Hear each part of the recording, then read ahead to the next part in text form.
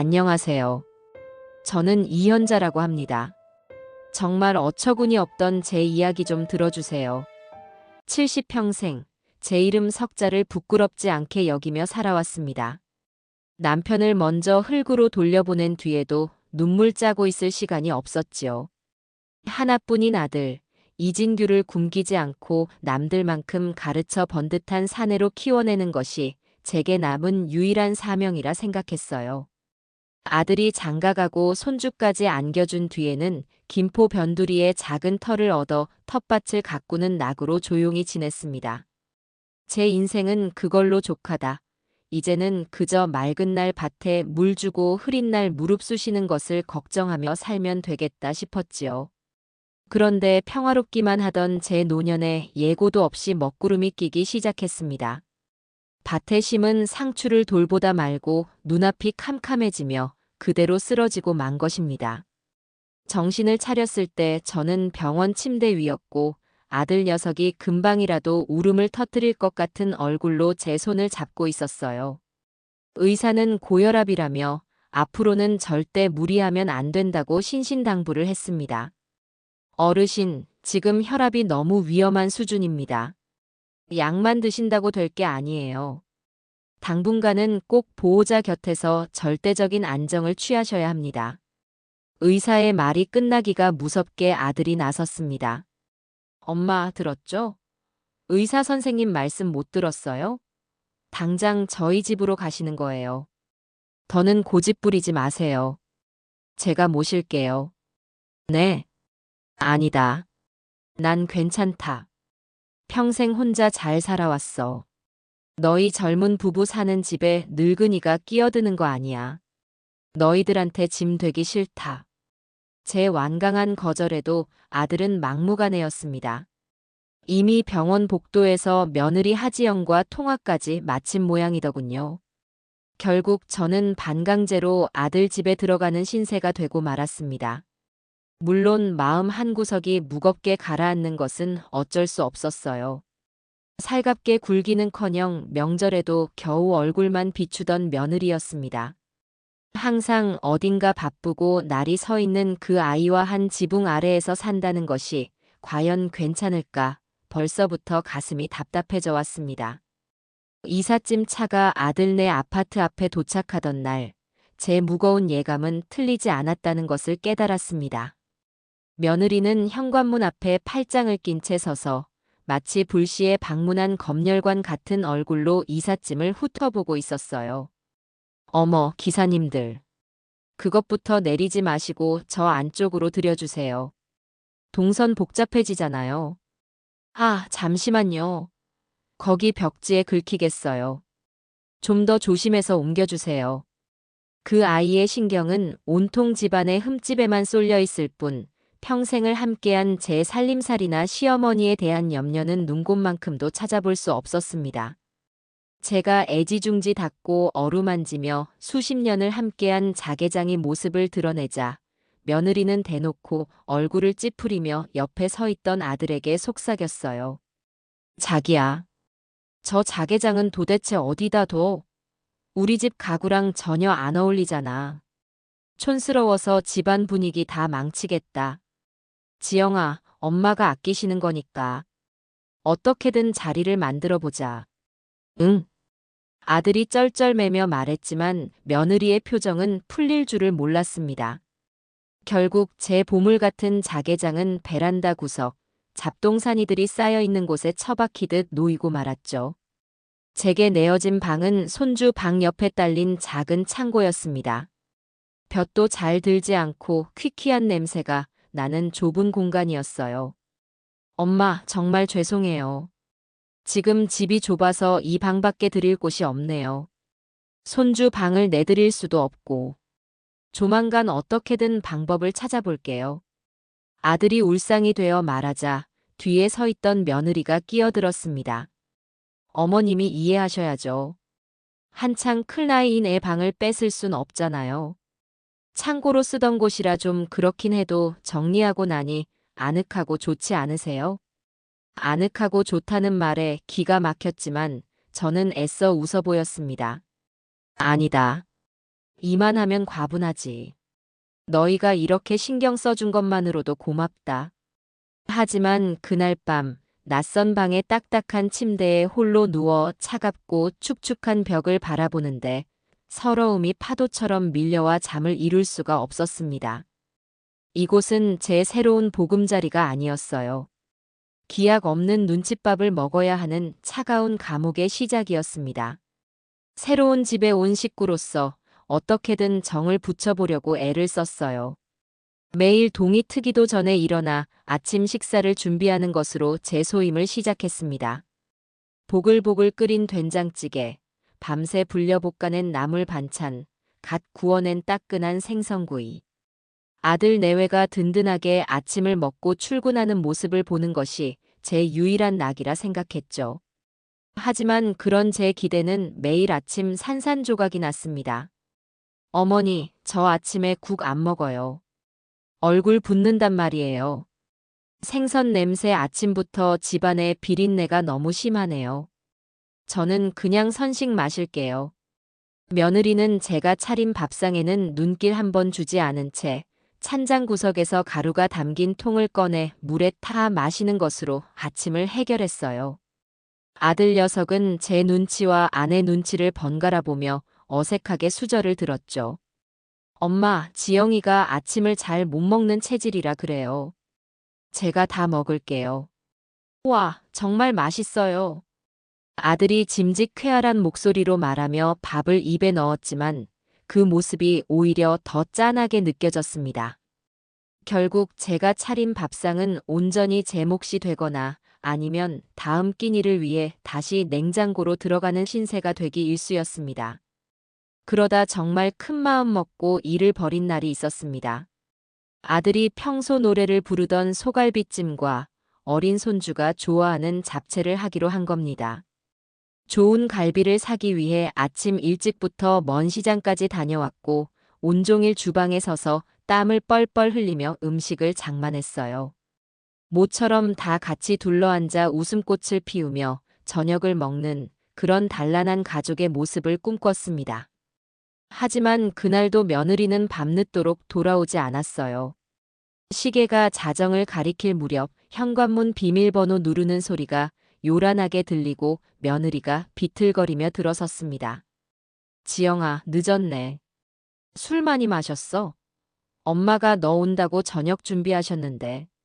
아들이 걱정하며 다가가자 며느리는 그 손길을 신경질적으로 뿌리쳤습니다. 저리 가. 피곤해 죽겠으니까. 그러다 식탁 위에 차려진 음식을 발견하고는 미간을 팍 찌푸리더군요. 아, 또 음식 하셨어요? 거실까지 냄새가 다 배었잖아요. 제가 집에서 기름 냄새 나는 거 싫다고 몇 번을 말해요. 정말 사람 말귀를 못 알아들으시나. 아가, 그래도 시장 봐서 정성껏 만든 건데 맛이라도 좀 보렴. 너 좋아하는 것들로만 했는데. 됐어요. 이 시간에 이걸 먹으면 살이 얼마나 찌는 줄 알아요? 그리고 이런 거 만드실 시간에 먼지 쌓인 데나 좀 더 닦아주시지. 가슴에 비수가 날아와 박히는 기분이었습니다. 그날 밤 저는 차갑게 식어버린 갈비찜을 망연자실하게 바라보며 뜬 눈으로 밤을 새웠습니다. 다음 날 아침 제 눈을 의심하는 일이 벌어지고 말았습니다.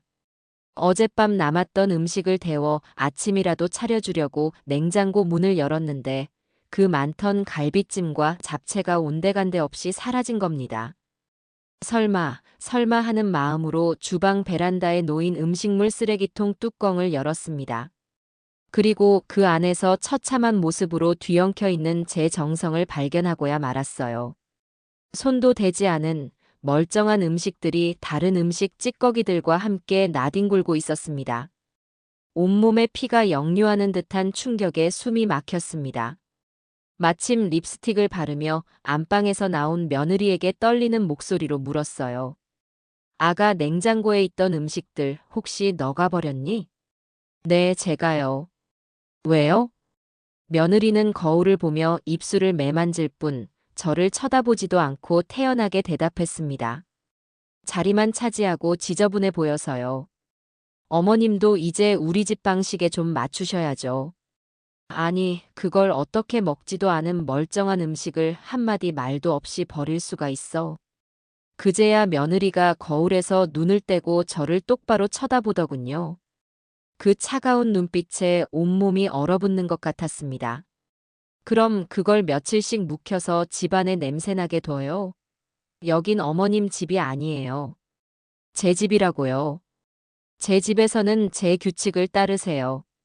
아시겠어요? 그 순간 제 마음속 무언가가 완전히 부서져 내렸습니다. 더 이상은 참을 수가 없었어요. 저 아이는 단순히 버릇이 없는 수준이 아니었습니다. 무언가 단단히 잘못되어 있었죠. 그날 이후 저는 슬픔과 분노를 가슴 깊이 묻어둔 채 며느리에 가면 뒤에 숨겨진 진짜 모습을 파헤치기로 결심했습니다. 결심을 하고 보니 전에는 무심코 넘겼던 것들이 하나둘씩 눈에 들어오기 시작했어요.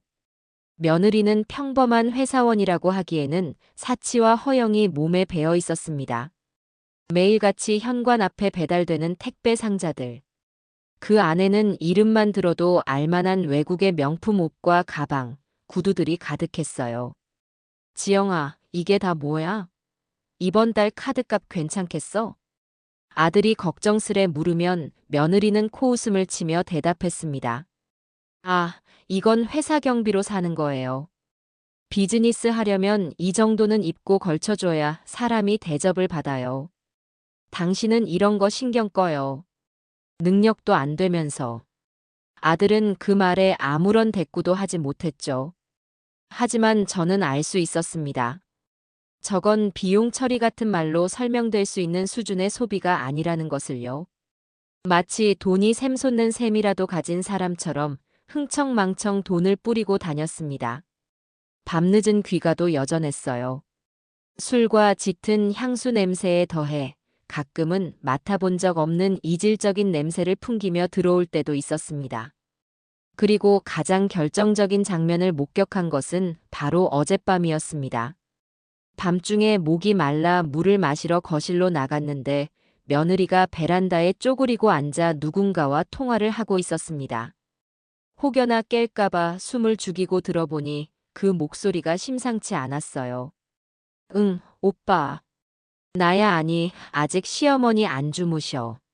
눈치 보여서 뭘 못하겠다니까. 답답해 죽겠어. 오빠라는 말에 심장이 쿵 하고 내려앉았습니다. 남편이 버젓이 옆방에 자고 있는데 한밤중에 다른 남자와 저렇게 다정하게 통화를 하다니요. 응, 그 물건 잘 챙겨놨지. 근데 그거 처리하기 전까지는 집에 두기 좀 불안해. 알았어. 조만간 시간 만들어서 나갈게. 내가 알아서 할 테니까 걱정 마. 응, 끊어. 물건이라는 단어가 또다시 등장했습니다. 평범한 물건이 아님이 분명했어요.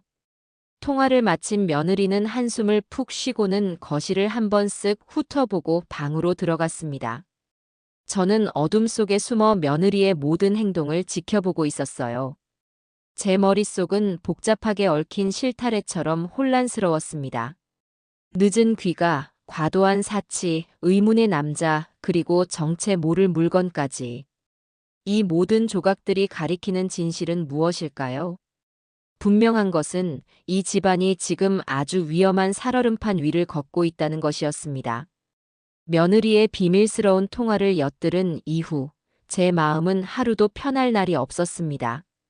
고요한 수면 아래 거대한 상어가 맴돌고 있음을 직감한 어부처럼 저는 집안의 감도는 불길한 기운에 온 신경을 곤두세우고 있었지요. 며느리는 제 감시를 눈치채지 못한 채 여전히 밤늦은 귓가와 사치를 일삼았고 아들 녀석은 그저 지영이가 사업 때문에 스트레스가 많아서 그래라며 아내를 감싸기에 바빴습니다. 그 답답한 모습을 보고 있자니 우라가 치밀었지만 저는 섣불리 움직이지 않았어요. 결정적인 증거를 잡기 전까지는 시치미를 뚝 떼고 바보 노릇을 계속해야만 했습니다. 문제의 그날은 유난히 날이 굳었습니다. 아침부터 추적추적 비가 내렸고 집안 공기는 축축하고 무겁게 가라앉아 있었지요. 아들은 이른 아침 출장을 떠났고 손주 녀석은 유치원에서 1박 2일 캠프를 간다며 어제 집을 나선 터라 그 넓은 아파트에는 저와 며느리 단둘만 남아 있었습니다. 며느리는 전날도 새벽녘에 들어와서는 거실 소파 위에 값비싸 보이는 옷가지들을 아무렇게나 벗어 던져놓고는 자기 방으로 들어가 잠이 들어 있었습니다. 오후가 되도록 인기척이 없는 며느리가 혹시 아픈 것은 아닌가 싶어 걱정스러운 마음에 거실로 나갔습니다. 소파 위에는 어젯밤 입고 들어온 것으로 보이는 상아색 실크 블라우스가 구겨진 채 놓여 있었어요. 언뜻 보기에도 보통 옷은 아니었습니다. 은은한 광택이 흐르는 것이 아마 제 평생 만져본 옷 중에 가장 비싼 옷일 거라는 생각이 들었지요. 그런데 그 고운 옷 앞섭에 거무죽죽한 얼룩이 묻어 있는 것이 아니겠어요? 아마 어젯밤 술자리에서 무언가를 흘린 모양이었습니다. 그 순간 제 안에서 오랜만에 시어머니로서의 정이 솟아났습니다. 저 아이가 비록 제게 못되게 굴기는 하지만 그래도 하나뿐인 아들의 아내이고 제 손주의 어미인데 저렇게 비싼 옷을 얼룩진 채로 버려두는 것이 안쓰럽게 느껴졌어요. 세탁소에 맡기면 되겠지만 실크 소재는 잘못 맡기면 옷이 상하기 십상이라는 말을 어디선가 들은 기억이 났습니다. 제가 젊었을 적에는 웬만한 옷은 다 손으로 직접 빨아 입었지요. 특히나 귀한 옷은 찬물에 중성세제를 풀어 조물조물 주물러 빨면 옷감 손상 없이 깨끗해지곤 했습니다. 그래, 내가 직접 빨아줘야겠다. 이걸 보고 나면 저 아이의 마음도 조금은 풀릴지 모르지. 저는 조심스럽게 블라우스를 집어들고 욕실로 향했습니다. 세면대에 찬물을 받고 울 전용 세제를 몇 방울 풀어 부드러운 거품을 냈어요. 그리고는 얼룩진 부분을 중심으로 살살 비벼가며 때를 빼기 시작했습니다. 다행히 얼룩은 그리 깊지 않은지 금세 옅어지더군요. 몇 번을 헹궈 물기를 가볍게 짠 뒤 옷걸이에 걸어 수건으로 톡톡 두드려 물기를 제거했습니다. 마지막으로 베란다 건조대에 옷의 형태가 망가지지 않도록 반듯하게 널어놓고 나니 마음이 다 뿌듯해졌어요. 마치 며느리와의 냉랭했던 관계에 따스한 햇볕이 드는 듯한 착각마저 들었습니다. 그렇게 한두 시간이 흘렀을까요? 안방 문이 거칠게 열리는 소리가 들리더니 잠에서 깬 며느리가 부스스한 머리를 한 채 거실로 나왔습니다. 물을 마시러 나온 것인지 냉장고로 향하던 며느리의 시선이 베란다에 널린 블라우스에 꽂히는 순간 저는 그 아이의 얼굴이 새하얗게 질리는 것을 똑똑히 보았습니다. 단순한 놀람이 아니었어요. 마치 세상에서 가장 끔찍한 것을 목격한 사람처럼 동공이 격렬하게 흔들리고 입술이 파르르 떨리기 시작했습니다. 저게 왜 저기 널려 있어요? 목소리는 잔뜩 잠겨 있었지만 그 안에는 칼날 같은 날카로움이 숨겨져 있었습니다. 저는 애써 미소를 지으며 다가가 말했어요. 아가 일어났니? 너 블라우스에 뭐가 묻었길래 내가 손으로 살살 빨아서 널어놨다. 금방 마를 거야. 제 말이 끝나기가 무섭게 며느리가 괴성을 질렀습니다. 누가 멋대로 남의 옷에 손대래요. 미쳤어요, 정말. 이걸 지금 빨았다고요? 저는 그 광기 어린 반응에 너무 놀라 아무 말도 할 수가 없었습니다. 고작 옷 하나 때문에 저렇게까지 분노할 일인가 싶어 어안이 벙벙했죠. 아니, 아가. 옷이 더러워져 있기에 그런 거지. 좋은 옷인데 그냥 둘 수가 없어서. 좋은 옷? 이게 그냥 좋은 옷으로 보여요? 당신이 지금 무슨 짓을 한 줄 알기나 해요? 며느리는 맨발로 베란다에 뛰쳐나가 빨랫줄에서 블라우스를 거의 잡아채다시피 끌어내렸습니다. 그리고는 옷을 미친 사람처럼 이리저리 뒤집으며 무언가를 필사적으로 확인하기 시작했어요. 그 모습은 마치 자신의 목숨줄이라도 되는 것을 확인하는 사람처럼 처절하고 절박해 보였습니다. 단순하게 비싼 옷이 망가진 것에 대한 분노가 아니었어요. 그건 무언가 절대 들키거나 사라져서는 안 될 것을 잃어버릴지도 모른다는 극도의 공포였습니다. 왜 지워진 거야? 말도 안 돼. 이게 어떻게 된 일이야? 며느리는 블라우스 앞서 제가 분명히 지웠던 그 얼룩 부분을 손톱으로 긁어대며 절망적으로 중얼거렸습니다. 저는 도저히 그 상황을 이해할 수 없어 조심스럽게 다가가 물었습니다. 아가, 도대체 왜 그러니? 옷에 뭐가 묻어 있었기에 그래? 무슨 문제라도 있는 거야? 그 순간이었습니다. 제 말이 끝나기가 무섭게 며느리가 획 하고 고개를 돌려 저를 노려보았습니다. 그 눈에는 이성이라고는 찾아볼 수 없는 짐승과도 같은 적의와 광기가 번뜩이고 있었어요. 그리고 다음 순간 저는 제 눈을 의심해야만 했습니다. 며느리가 성큼성큼 제게 다가오더니 제 멱살을 거세게 움켜쥐었습니다. 이 늙은 여우가 너가 감히 내 인생을 망치려고 들어? 가녀린 몸 어디에서 그런 힘이 나오는지 며느리의 악력에 숨이 턱 막혔습니다. 저는 너무나도 갑작스럽고 충격적인 상황에 아무런 저항도 하지 못한 채 속수무책으로 붙들려 있었어요. 며느리는 제 얼굴에 자신의 얼굴을 바짝 들이대고는 지옥에서 올라온 악귀처럼 증오에 찬 목소리로 으르렁거렸습니다. 내가 가만히 있으니까 아주 만만해 보였어. 왜 남의 물건에 함부로 손을 대고 난리야. 너 때문에 다 망했어. 다 망했다고. 아가 이게 무슨 짓이야. 나라 숨 막힌다. 숨이 막혀? 차라리 이 자리에서 숨통을 끊어줄까? 늙었으면 곱게 방구석에나 처박혀 있을 것이지. 왜 쓸데없는 짓을 해서 사람 앞길을 막아. 그때였습니다. 엄마. 하는 작고 떨리는 목소리가 들려온 것은 저와 며느리의 시선이 동시에 소리가 난 현관 쪽으로 향했습니다. 그곳에는 유치원 캠프가 취소되어 일찍 돌아온 어린 손주 녀석이 눈을 동그랗게 뜨고 겁에 질린 얼굴로 서 있었습니다. 아이의 손에는 들고 있던 가방과 도시락통이 힘없이 떨어져 바닥을 뒹굴고 있었죠. 손주와 눈이 마주친 순간 며느리의 얼굴에서 잠시 당황하는 기색이 스쳐 지나갔습니다. 하지만 그 광기는 멈추지 않았어요. 오히려 마지막 남은 이성의 끝마저 놓아버린 듯 저를 붙잡은 손에 더욱 힘을 주며 벽으로 거세게 밀쳤습니다. 쿵 하는 소리와 함께 제 등과 머리가 차가운 벽에 부딪혔습니다. 짧은 순간이었지만 머릿속이 하얘지며 눈앞에서 별이 번쩍이는 것 같았어요. 할머니. 손주가 울음을 터뜨리며 제게 달려오려고 했지만 겁에 질려 발걸음이 떨어지지 않는 모양이었습니다.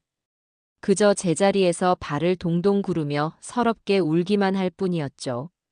며느리는 그제야 제 멱살을 잡았던 손을 신경질적으로 탁 놓았습니다. 그리고는 아무 일도 없었다는 듯 자신의 방으로 들어가 문을 쾅 닫아버렸어요. 거실에는 아이의 처절한 울음소리와 벽에 기댄 채 가쁜 숨을 몰아쉬는 제 거친 숨소리만이 가득했습니다. 목에서는 쇳소리가 났고 등에서는 욱신거리는 통증이 느껴졌습니다. 하지만 그 어떤 육체적인 고통보다 더 저를 아프게 한 것은 바로 제 손주의 겁에 질린 눈빛이었습니다. 제 앞에서 자신의 어미가 할미의 멱살을 잡고 벽으로 밀치는 끔찍한 광경을 고스란히 목격하게 한 제 자신이 너무나도 원망스럽고 비참했습니다. 어린 손주의 울음소리가 거실을 가득 메우고 있었지만 저는 한동안 벽에 기댄 채 멍하니 서 있을 뿐이었습니다. 목을 조르던 며느리의 손길이 사라진 자리에는 불에 댄 듯한 뜨거운 통증이 남았고 벽에 부딪힌 등과 뒤통수가 욱신거렸습니다. 하지만 이상하게도 눈물은 한 방울도 나지 않았어요. 극심한 충격과 모멸감은 오히려 제 머리를 얼음장처럼 차갑게 만들었습니다. 다친 며느리의 방문과 그 앞에서 울고 있는 손주를 번갈아 바라보던 제 머릿속에 수만 가지 생각이 스쳐 지나갔습니다. 그리고 마침내 단 하나의 결론에 도달했지요. 이 집에서 이대로는 단 하루도 더 머물 수 없다는 것. 저는 천천히 몸을 일으켜 울고 있는 손주에게 다가갔습니다. 아이는 저를 보자마 와락 품에 안기며 더 큰 소리로 울기 시작했어요. 할머니, 할머니 아파? 엄마 무서워. 저는 아이의 작은 등을 토닥이며 최대한 부드러운 목소리로 속삭였습니다. 괜찮다, 우리 강아지. 할머니 하나도 안 아파.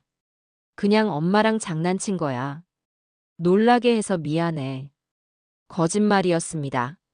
제 온몸의 세포 하나하나가 아프다고 비명을 지르고 있었지만 이 어린아이에게 더 큰 상처를 줄 수는 없었습니다. 저는 아이를 안심시킨 뒤 조용히 제 방으로 들어갔습니다. 그리고 망설임 없이 옷장 문을 열고 이 집에 올 때 가져왔던 작은 여행 가방을 꺼냈어요. 며느리가 사준 옷가지들이나 화장품에는 눈길도 주지 않았습니다. 오직 제가 원래 가지고 있던 낡은 옷 몇 벌과 속옷, 그리고 남편의 사진이 담긴 낡은 액자만을 챙겨 넣었어요. 제 손길에는 그 어떤 망설임이나 미련도 없었습니다. 마치 오래전부터 계획했던 일을 실행에 옮기는 사람처럼 침착하고 단호했지요. 짐을 다 쌌을 무렵 아들에게서 전화가 걸려왔습니다. 출장지에 도착했다는 안부 전화였죠. 엄마 잘 계시죠? 지영이는요? 별일 없으시고요? 저는 잠시 숨을 골랐습니다. 그리고는 평소와 다름없는, 아니 평소보다 훨씬 더 차분한 목소리로 대답했어요. 그럼 별일 없다. 너야말로 운전 조심하고 일 잘 마치고 오너라. 지금 당장 아들에게 이 사실을 알려봤자 그 녀석은 이성적으로 대처하지 못할 것이 뻔했습니다. 분명 한달음에 달려와 며느리와 머리채를 잡고 싸우거나 혹은 제게 무릎 꿇고 빌며 이 상황을 무마하려고만 하겠지요. 저는 더 이상 그런 무의미한 감정 소모를 하고 싶지 않았습니다. 이건 아들의 힘을 빌려서 해결할 문제가 아니었어요. 오롯이 제 손으로, 제 의지로 끝내야만 하는 일이었습니다. 가방을 들고 방을 나서자 어느새 울음을 그친 손주가 불안한 눈으로 저를 올려다보았습니다. 할머니, 어디가? 저는 아이의 눈높이에 맞춰 몸을 낮추고 아이의 뺨을 부드럽게 쓰다듬었습니다. 할머니, 잠깐 바람 좀 쐬고 올게. 아빠 오시면 할머니한테 전화하라고 전해줘. 알았지? 그리고는 아이의 이마에 짧게 입을 맞춘 뒤 뒤도 돌아보지 않고 현관문을 나섰습니다. 아파트 복도를 걸어 엘리베이터를 기다리는 그 짧은 시간 동안 제 머릿속은 놀라울 정도로 명료해졌습니다. 슬픔이나 분노 같은 감정은 사치였어요. 지금부터 제가 해야 할 일은 우는 것이 아니라 싸우는 것이었습니다. 그리고 그 싸움에서 이기기 위해서는 감정이 아니라 철저한 증거와 계획이 필요했습니다. 아파트 단지를 빠져나오자마자 저는 택시를 잡아타고 가장 가까운 대학병원 응급실로 향했습니다. 접수를 하고 의사를 만난 저는 조금의 과장도 없이 방금 전 있었던 일을 담담하게 설명했어요. 집에서 며느리와 다툼이 좀 있었습니다. 그러다 저를 밀어서 벽에 부딪혔고 목을 좀 붙들렸습니다. 의사는 제 목과 등을 살피더니 표정을 굳혔습니다. 어머님, 목에 손자국이 선명하게 남아 있습니다. 등에도 타박상이 있으시고요. 이건 그냥 다툼 수준이 아닌데요. 경찰에 신고하셔야 하는 거 아닙니까? 아닙니다. 집안일이라 시끄럽게 만들고 싶지는 않아요. 다만 혹시 모르니 진단서는 한 통 발급받고 싶습니다. 저는 의사의 만류에도 불구하고 경찰에 신고하는 대신 상해 진단서를 발급받는 것을 택했습니다. 엑스레이를 찍고 의사의 소견이 상세하게 적힌 서류를 손에 쥐자 비로소 첫 번째 무기를 얻은 듯한 기분이 들었습니다. 병원 화장실에 들어가 제 휴대전화 카메라로 붉게 부어오른 목의 손자국과 등에 시퍼렇게 번지기 시작한 멍 자국을 여러 각도에서 찍어두는 것도 잊지 않았어요. 이것은 감정적인 호소가 아니었습니다. 훗날 법정에서 그 아이의 죄를 입증할 가장 강력하고 객관적인 증거가 될 터였습니다. 병원을 나온 저는 갈 곳이 없었습니다. 집으로 돌아가기에는 마음의 준비가 되지 않았고 다른 친척들에게 연락해 구차한 사정을 설명하고 싶지도 않았습니다. 한참을 벤치에 앉아 고민하던 제 머릿속에 한 사람의 얼굴이 떠올랐습니다. 바로 제 막내 동생이었죠. 저보다 10살이나 어려 제가 거의 엄마처럼 키우다시피 한 녀석이었습니다. 지금은 은퇴를 몇 년 앞둔 베테랑 형사로 일하고 있었어요. 사실 그동안은 동생에게 이런 꼴을 보이고 싶지 않아 웬만해서는 연락을 하지 않고 지냈습니다. 하지만 지금은 자존심을 내세울 때가 아니었어요. 법과 세상 물정에 어두운 제가 이 싸움을 혼자서 감당할 수는 없었습니다. 저에게는 믿을 만한 조력자가, 든든한 아군이 절실하게 필요했습니다. 저는 떨리는 손으로 동생에게 전화를 걸었습니다. 몇 번의 신호음이 가고 익숙한 목소리가 들려왔습니다. 누나, 웬일이야 이 시간에. 나 좀 보자. 지금 당장. 제 목소리가 심상치 않음을 느꼈는지 동생은 군말 없이 제가 있는 곳으로 달려와 주었습니다. 근처 카페에서 마주 앉은 동생은 제 목에 붙인 거즈와 헬쑥한 얼굴을 보더니 대뜸 물었습니다. 무슨 일이야? 어디 다쳤어? 누가 그랬어? 저는 더 이상 숨기지 않았습니다. 아들 내외와 합가하게 된 이야기부터 시작해서 그동안 며느리에게 당했던 무시와 서름, 그리고 바로 오늘 벌어졌던 끔찍한 일까지.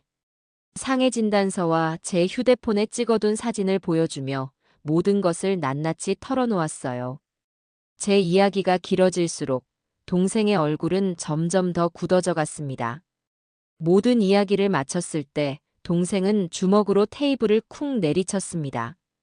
그 인간 같지도 않은 게. 누나, 당장 경찰서로 가자.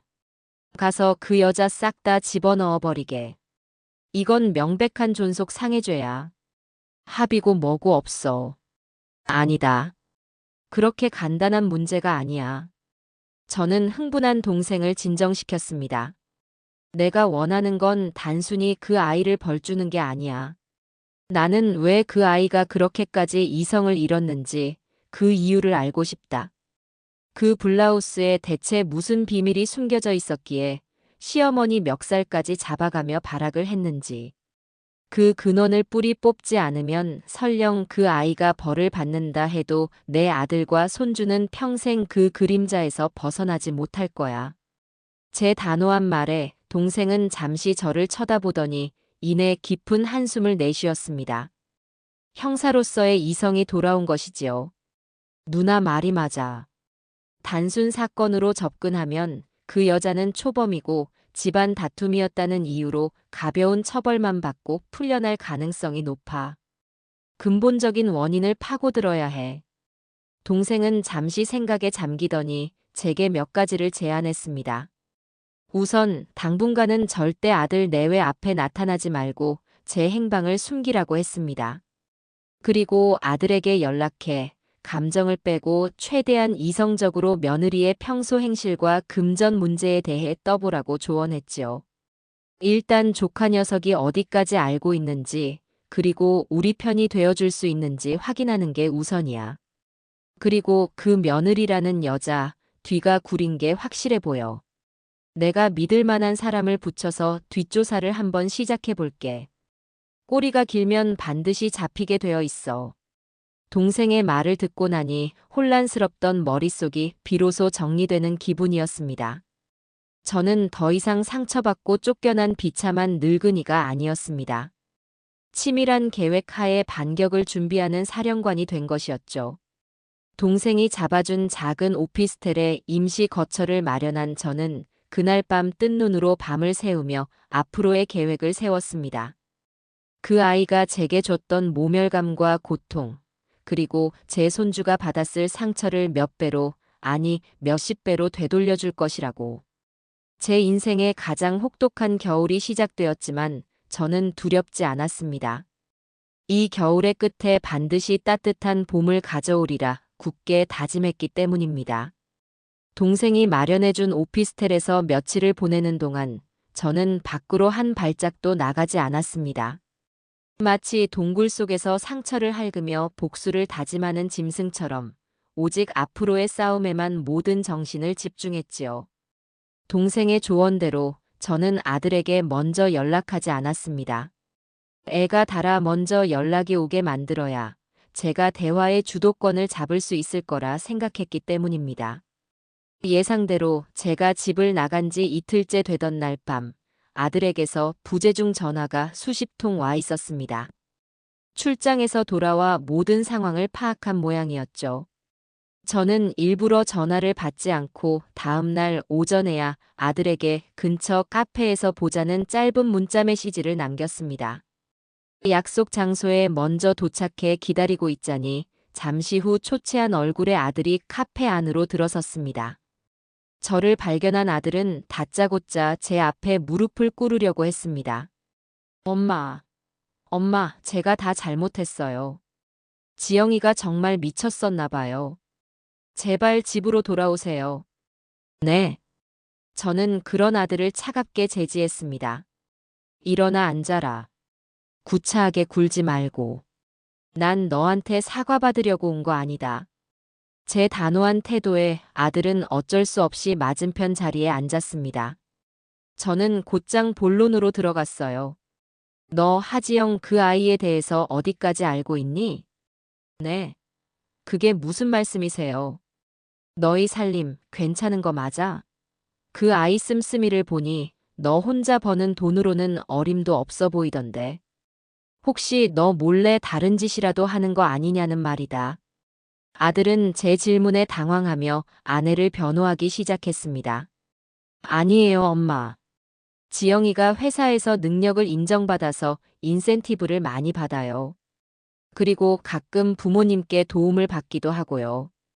절대 다른 짓 같은 거 할 애 아니에요. 그 순진한 대답에 실소가 터져 나왔습니다. 저는 더 이상 말을 섞는 대신 가방에서 병원에서 발급받은 상해 진단서를 꺼내 아들 앞에 내밀었습니다. 진단서에 적힌 전치 2주라는 글자와 목과 등에 남은 상처 소견을 읽어내려가는 아들의 얼굴이 점점 하얗게 굳어갔습니다. 이게 다 뭐예요, 엄마? 네 마누라 작품이다. 너 없는 사이에 네 어미 멱살 잡고 벽에 밀쳐서 생긴 상처다. 이것도 그 애가 스트레스 받아서 그런 거라고 감싸줄 테냐? 아들은 진단서와 제 얼굴을 번갈아 보며 말을 잇지 못하고 입술만 파르르 떨었습니다. 그 완고했던 믿음의 벽에 드디어 균열이 가기 시작한 것이지요. 저는 그때를 놓치지 않고 결정타를 날렸습니다. 너 솔직하게 말해. 하지영이 너 몰래 대출받은 거 있지? 그 돈 지금 다 어디에 있는지 너 알고는 있는 거야? 제 추궁에 아들의 눈동자가 격렬하게 흔들렸습니다. 그리고는 이내 무너져 내렸어요. 아들은 고개를 숙인 채 그동안 아내의 성화에 못 이겨 제2금융권에서 거액의 신용대출을 받은 사실을 털어놓았습니다. 사업 자금이 급하게 필요하다. 금방 갚을 수 있다는 아내의 말을 믿고 의심 없이 서류에 사인을 해주었지만 정작 그 돈이 어디에 어떻게 쓰였는지는 전혀 알지 못한다는 충격적인 고백이었습니다. 엄마, 저는 정말 몰랐어요. 지영이가 저한테 이럴 줄은. 이제라도 알았으면 됐다. 지금부터 내가 시키는 대로 해. 그게 너와 네 아들을 살리는 유일한 길이다. 아들을 돌려보낸 뒤 저는 곧바로 동생에게 연락해 모든 사실을 알렸습니다. 아들의 고백으로 며느리의 혐의는 더욱 명확해졌어요. 동생은 즉시 알고 지내던 사설 탐정을 고용해 며느리의 뒷조사를 시작했습니다. 며칠간의 잠복과 미행 끝에 탐정이 보내온 첫 번째 보고서는 그야말로 상상을 초월하는 내용이었습니다. 보고서에 따르면 며느리는 해외 명품 직수입이라는 유령 회사를 차려놓고 있었습니다. 사업자 등록은 되어 있었지만 사무실도 직원도 없는 페이퍼 컴퍼니였죠. 그리고 그 회사의 유일한 동업자라는 남자와 함께 매일같이 강남의 고급 호텔과 술집을 드나드는 모습이 사진에 찍혀 있었습니다. 남자는 훤칠한 외모의 젊은 남자였고 두 사람은 누가 보아도 단순한 사업 파트너 이상의 아주 깊고 은밀한 관계처럼 보였습니다. 아들 명의로 받은 대출금은 고스란히 그 두 사람의 유흥비와 사치품을 사는데 탕진되고 있었던 겁니다. 누나, 아무래도 이놈들 단순한 불륜이나 사기꾼 수준이 아닌 것 같아. 탐정 말로는 얘네들이 만나는 사람들이 대부분 이쪽 세계에서 선수라고 불리는 놈들이래. 뭔가 더 큰 게 뒤에 숨어 있을 가능성이 높아. 동생의 말에 제 머릿속에서는 그날 며느리가 미친 듯이 집착하던 상아색 실크 블라우스가 떠올랐습니다. 그 옷에 모든 비밀의 열쇠가 숨겨져 있을 거라는 확신이 들었지요. 저는 동생에게 무슨 수를 써서라도 며느리와 그 내연남의 대화를 녹음해 달라고 부탁했습니다. 특히 블라우스나 물건에 대한 이야기가 나오는지 집중적으로 파헤쳐 달라고 말이에요. 며칠 뒤 동생에게서 다급한 연락이 왔습니다. 탐정이 드디어 결정적인 증거를 손에 넣었다는 것이었죠. 동생을 만나 건네받은 녹음 파일에는 며느리와 내연남이 호텔 방 안에서 나누는 적나라한 대화가 고스란히 담겨 있었습니다. 자기야, 그래서 그 블라우스는 어떻게 됐어? 진짜로 시어머니가 빨아버린 거야? 아, 말도 마, 오빠. 나 진짜 그날 미쳐버리는 줄 알았다니까. 하필이면 그 얼룩을 보고 빨 생각을 하냐고, 그 늙은 여우가.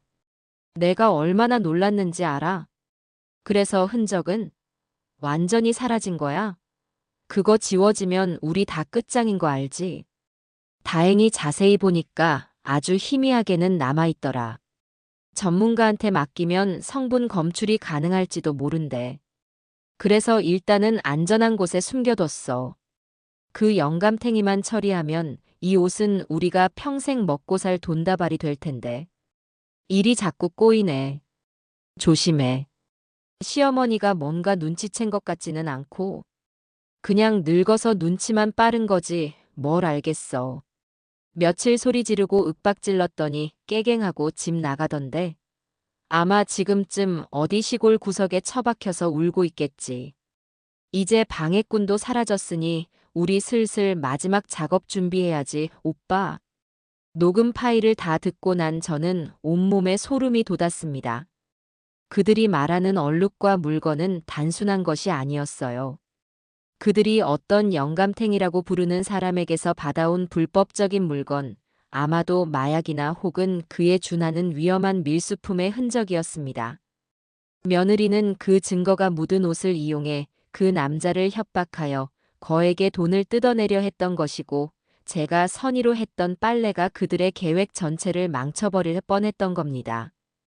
며느리가 제 멱살을 잡으며 보였던 광기 어린 분노는 단순히 비싼 옷이 망가졌기 때문이 아니라 자신의 거대한 범죄 계획이 수포로 돌아갈지도 모른다는 공포심에서 비롯된 발악이었습니다.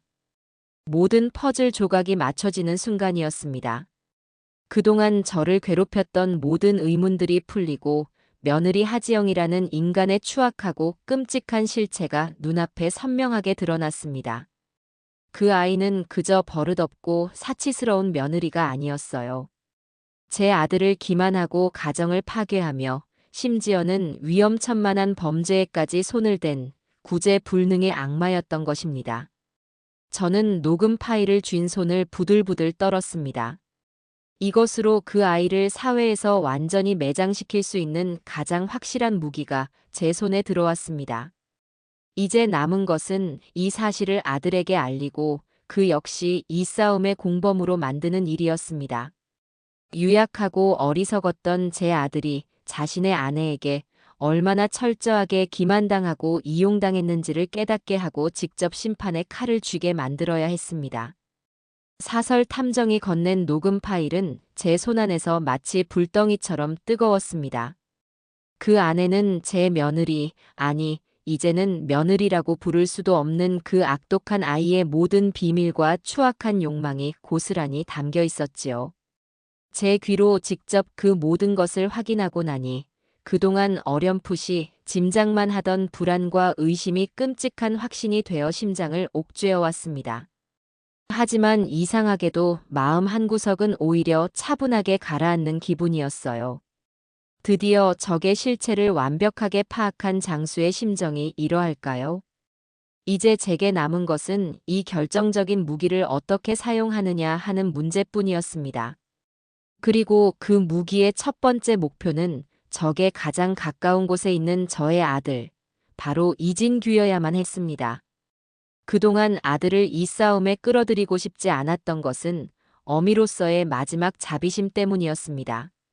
자신이 사랑했던 아내가 얼마나 끔찍한 인간인지, 자신의 인생이 얼마나 철저하게 기만당해 왔는지를 깨닫게 하는 것은 너무나도 가혹한 일이라 생각했기 때문이지요.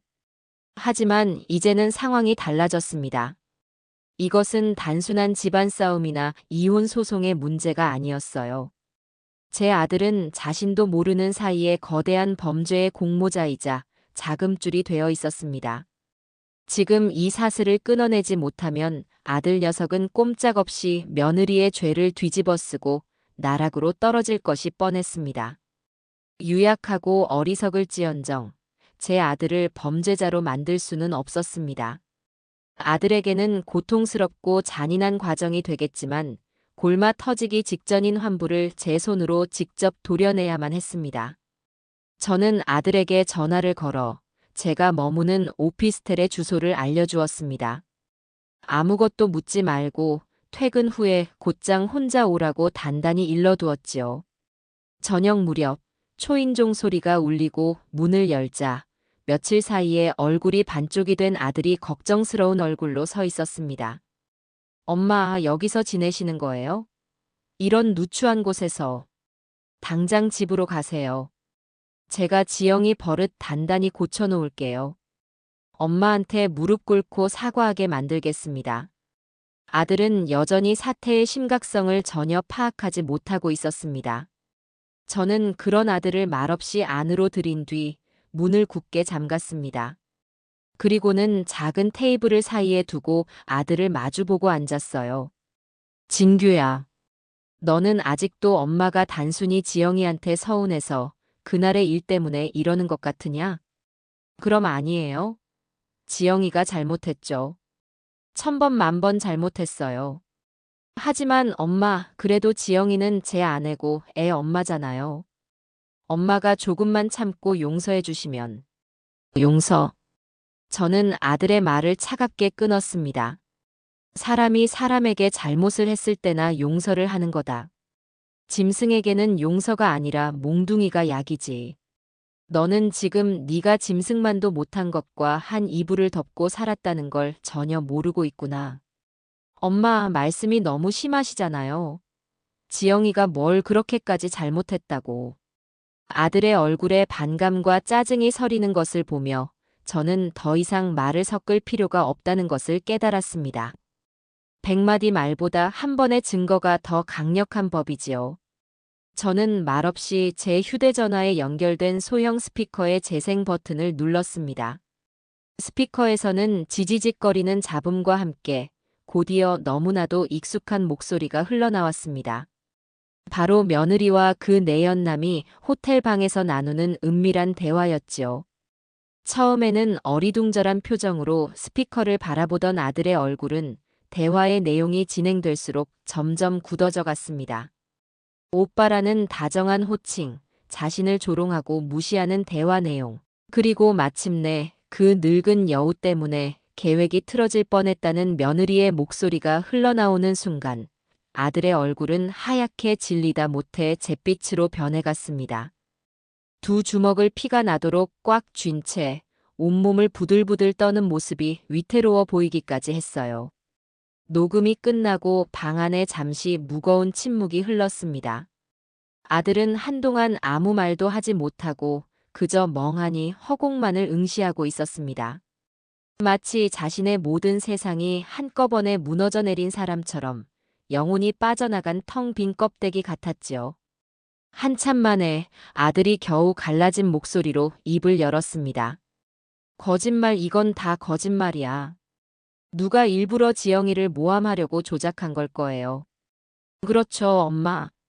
진규야. 저는 아들의 이름을 나지막이 불렀습니다. 정신 차려라. 언제까지 그렇게 현실을 부정하고 도망만 칠 셈이냐? 이게 바로 너가 그토록 믿고 사랑했던 네 아내, 하지영의 진짜 모습이다. 너는 그저 저 여자의 사치와 범죄 행각을 위한 돈줄, 그 이상도 이하도 아니었어. 제 단호한 말에 아들은 마침내 무너져 내렸습니다.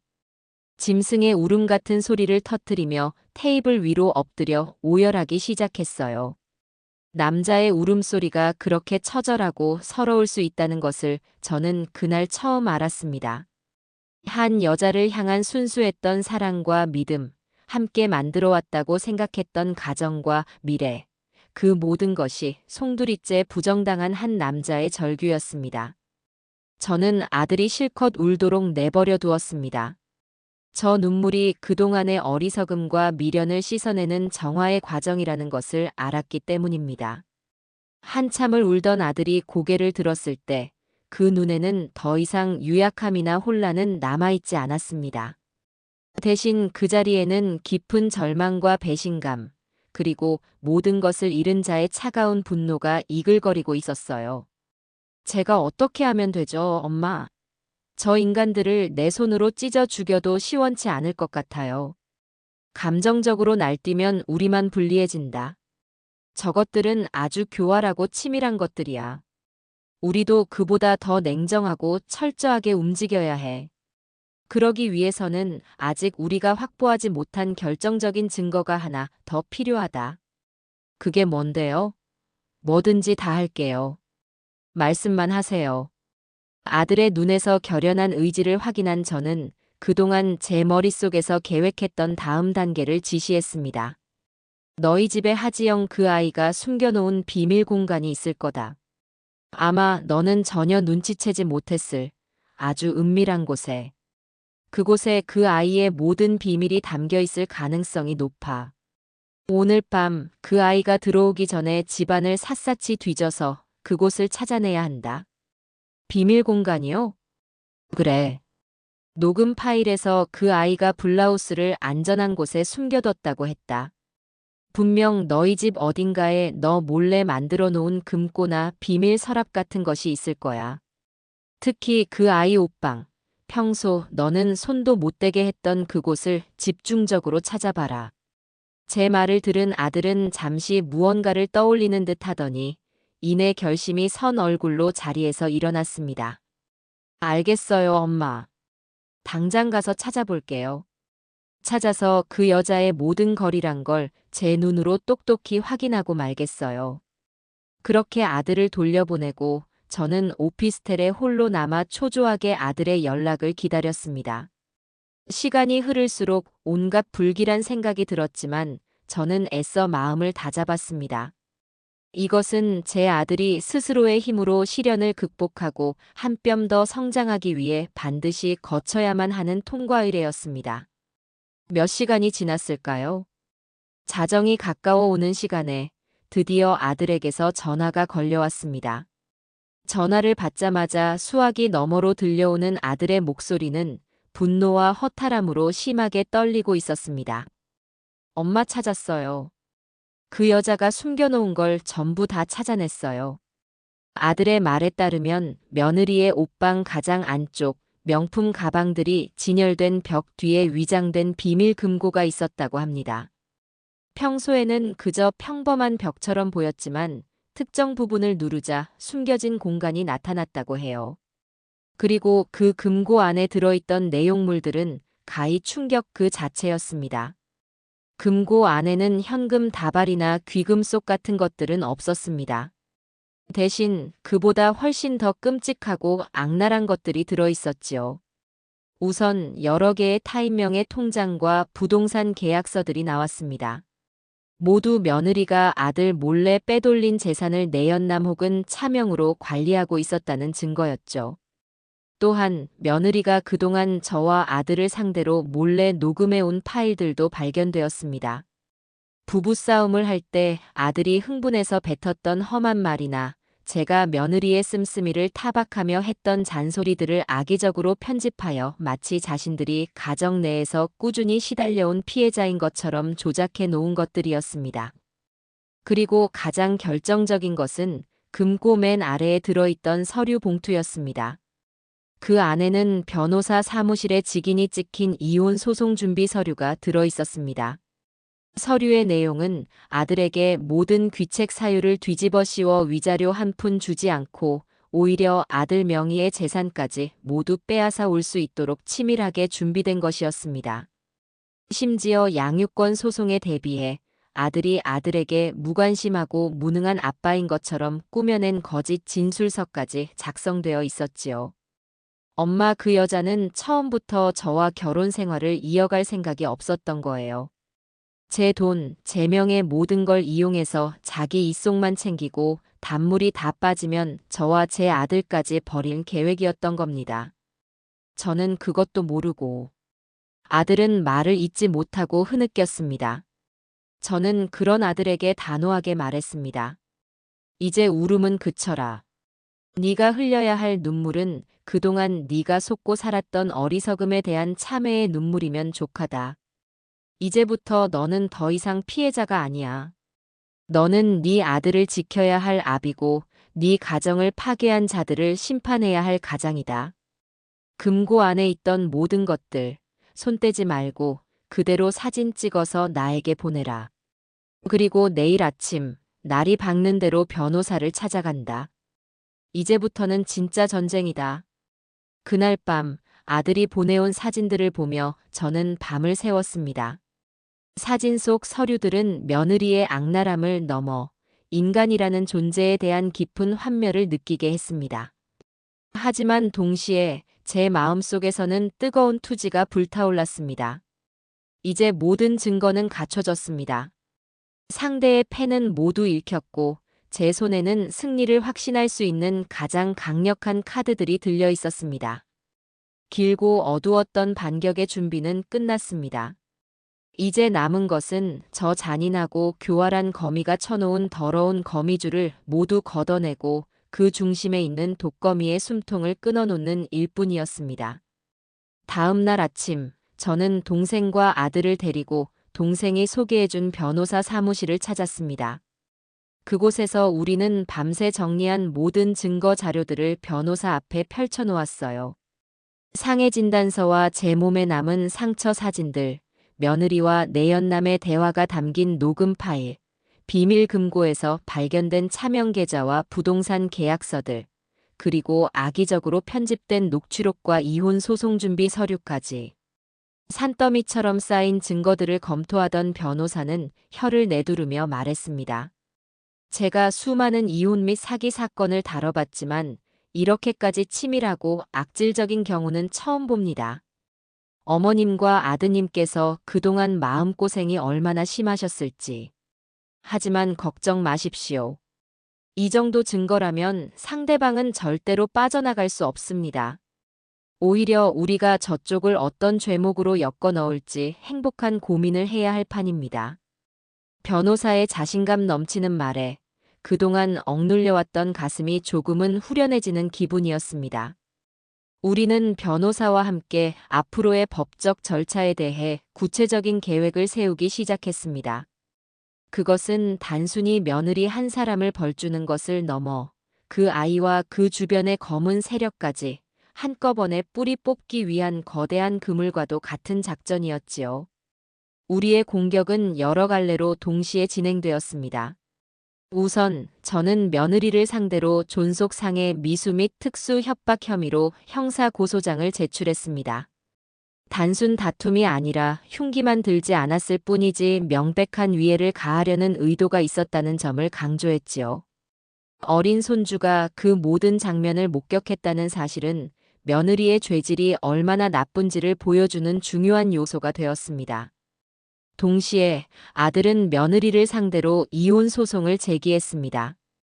이혼 사유로는 배우자의 부정행위와 악의적인 유기, 그리고 기타 혼인을 계속하기 어려운 중대한 사유를 모두 포함시켰습니다.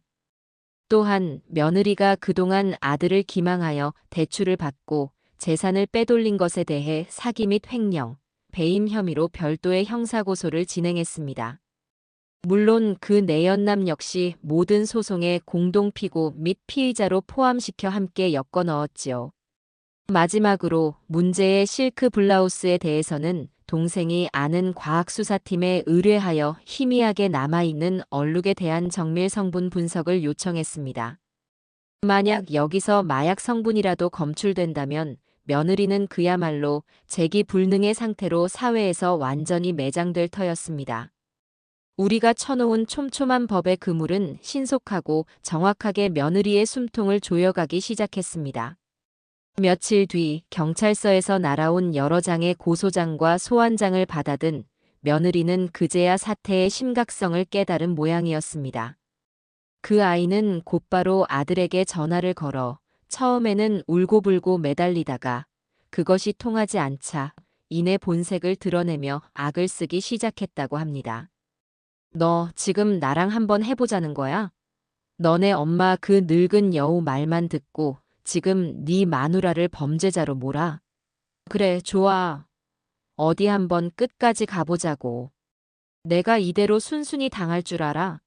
너랑 나만 아는 비밀, 내가 세상에 다 까발려 버릴 거야. 너도 같이 죽는 거야, 알겠어? 하지만 그런 어설픈 협박은 이미 모든 진실을 알아버린 아들에게 아무런 효력이 없었습니다. 아들은 변호사의 조언대로 며느리와의 모든 통화를 녹음하며 냉정하게 대처했지요. 오히려 며느리의 협박은 자신의 범죄를 은폐하기 위한 2차 가해의 증거로 차곡차곡 쌓여갈 뿐이었습니다. 경찰 조사를 받게 된 며느리는 실로 가소로운 변명을 늘어놓았습니다. 제가 집에서 넘어져 다친 것을 치매에 걸려 며느리가 자신을 해하려 했다고 망상을 하는 것이라는 터무니없는 주장을 펼쳤지요. 또한 아들이 평소 의부증이 심해 자신의 사회생활을 방해해왔으며 이번 일 역시 자신을 올가매기 위해 꾸며낸 모함이라고 강변했습니다. 심지어는 언론사와 여성단체에 이 사실을 제보하여 자신을 시어머니의 등살과 남편의 의심에 시달리는 비련의 여주인공으로 만들겠다며 큰 소리를 치기도 했습니다. 하지만 그녀의 모든 발악은 우리가 제출한 구체적이고 객관적인 증거들 앞에서 힘을 잃고 말았습니다. 며느리가 치매 환자의 망상이라고 주장했던 제 진술은 선명한 상처 사진과 의사의 진단서 앞에서 설득력을 잃었습니다. 아들의 의부증을 주장하던 그 아이의 항변은 내연남과 호텔을 드나드는 모습이 찍힌 수십 장의 사진과 두 사람이 나눈 은밀한 대화 녹음 파일 앞에서 그저 우스갯소리가 되고 말았지요. 궁지에 몰린 며느리가 유일하게 믿는 구석은 자신의 범행 파트너이자 사랑하는 연인인 그 내연남뿐이었습니다. 하지만 범죄자들의 의리란 모래성보다도 허약한 법이지요. 자신에게까지 경찰의 수사망이 좁혀오자 내연남은 가장 먼저 제 살 길을 찾아 움직였습니다. 그는 변호사를 통해 경찰의 자수 의사를 밝히며 모든 죄를 며느리에게 뒤집어 씌우기 시작했습니다. 저는 하지영 씨의 사업 능력과 재력을 믿고 투자했을 뿐입니다. 그녀가 유부녀인 줄은 꿈에도 몰랐으며 오히려 자신이 이혼 소송 중인 재력가라고 저를 속였습니다. 저 역시 명백한 피해자입니다.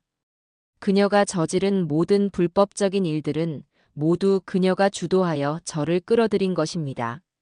내연남은 며느리 몰래 빼돌린 재산을 들고 잠적해버렸고 자신은 그저 순진하게 이용당했을 뿐이라며 모든 책임을 며느리에게 전가했습니다. 굳게 믿었던 공범의 배신은 벼랑 끝에 서 있던 며느리를 천길 낭떠러지로 밀어버리는 마지막 한 수가 되었습니다. 모든 것을 잃고 홀로 남겨졌다는 사실을 깨달은 며느리는 경찰서 조사실에서 실신하여 병원으로 실려갔다는 소식이 들려왔습니다. 하지만 그 누구도 그 아이를 동정하지 않았습니다. 그것은 자업자득이자 인과응보의 시작일 뿐이었으니까요. 모든 일이 순조롭게 진행되는 동안 저는 아들과 함께 손주를 돌보며 조용한 시간을 보냈습니다. 아이는 그날의 충격으로 한동안 밤에 잠을 설치고 몽유병 증세를 보이기도 했지만 저와 아빠의 따뜻한 보살핌 속에서 조금씩 안정을 되찾아가고 있었습니다. 저는 아이에게 차마 모든 진실을 말해줄 수는 없었지만 대신 이렇게 말해주었지요.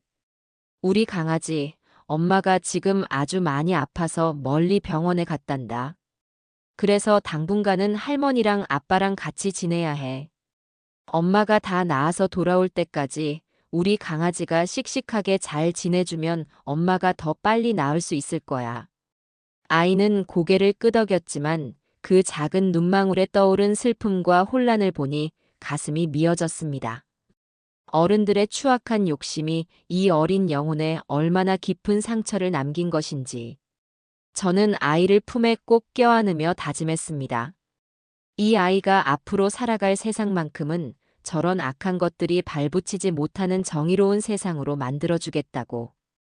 그러기 위해서라도 저는 이 싸움에서 절대로 물러서거나 지쳐서는 안 되었습니다. 거대한 거미줄은 이제 거의 완성되었습니다. 남은 것은 법정이라는 마지막 무대 위에서 거미줄에 걸려 발버둥 치는 저 가증스러운 독거미에게 최후의 심판을 내리는 일뿐이었습니다. 몇 달간의 지루한 경찰 조사와 검찰 수사가 끝나고 마침내 첫 재판이 열리는 날이 밝았습니다. 아침부터 하늘은 잔뜩 흐려 있었고 금방이라도 비를 쏟아낼 듯 무거운 공기가 거리를 짓누르고 있었지요. 법원으로 향하는 차 안에서 저는 제 옆에 앉은 아들의 손을 꼭 잡아주었습니다. 아들의 손은 차갑게 식어 미세하게 떨리고 있었어요. 진규야, 무서우냐? 조금요. 제가 잘할 수 있을까요, 엄마? 너는 혼자가 아니다. 네 곁에는 엄마도 있고 네 동생도 있고 무엇보다도 하늘이 있다. 진실은 반드시 이기는 법이야. 그러니 겁먹지 말고 그냥 우리가 보고 겪은 그대로만 당당하게 이야기하면 된다. 알겠지? 제 말에 아들은 말없이 고개를 끄덕였습니다.